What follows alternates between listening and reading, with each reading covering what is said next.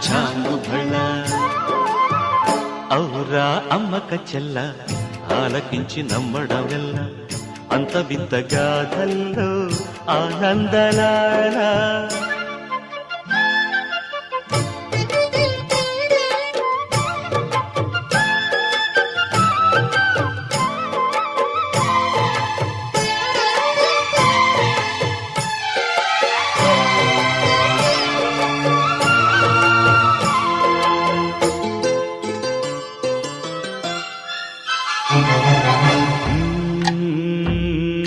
నల్లరాతి కండలతో